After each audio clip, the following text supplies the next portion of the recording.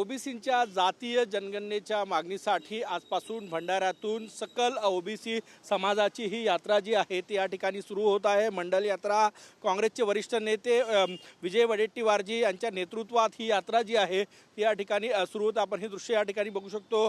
भंडाऱ्यामधून ही यात्रा सुरू होऊन विदर्भातल्या 11ही जिल्ह्यांमध्ये ही यात्रा जाणार आहे।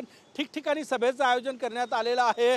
जातीय जनगणना व्हावी यासाठी ओबीसी समाजांमध्ये जनजागृती व्हावी आणि सरकारवर दबाव निर्माण करता यावा यासाठी ही यात्रा जी आहे ती सुरू होत आहे। उमेश कोराम संयोजक आहे या यात्रेचे।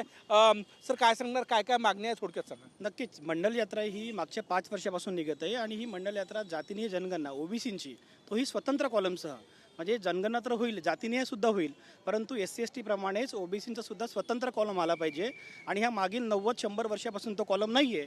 त्यासाठी ही जनगणना आहे, ही यात्रा आहे आणि ही यात्रेचं नाव यामध्ये ब्रीदवाक्य सुद्धा जोडलेलं आहे की यात्रा ही अंतिम लढाई आहे आमची ओबीसींची।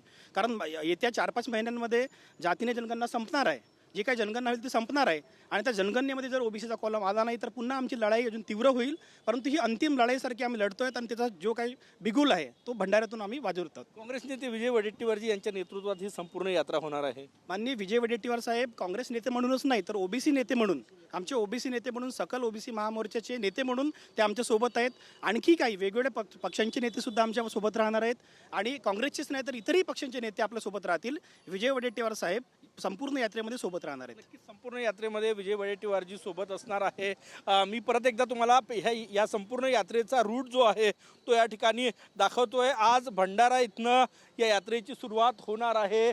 ओबीसी संघर्ष समितीची ही ओबीसींच्या जातीनी आहे जनगणनेसाठी विदर्भातल्या 11ही जिल्ह्यातनं ही मंडल यात्रा निघत आहेत। भंडाऱ्यावरनं सुरुवात होत आहे, त्यानंतर मौदा, नागपूर, वर्धा, त्यानंतर देवळी, कळंब, यवतमाळमध्ये जाणार आहेत, त्यानंतर बुलढाणा, अकोला, वाशिम, अमरावती, गडचिरोली आणि चंद्रपूरमध्ये 9 तारखेला या यात्रेचा समारोप आहे।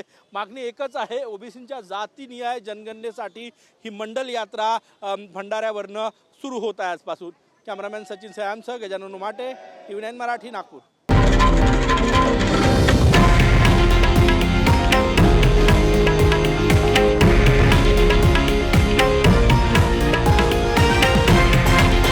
हे आहे देशातील नंबर 1 न्यूज नेटवर्क आणि आपण पाहत आहात TV9 मराठी, एकमेव।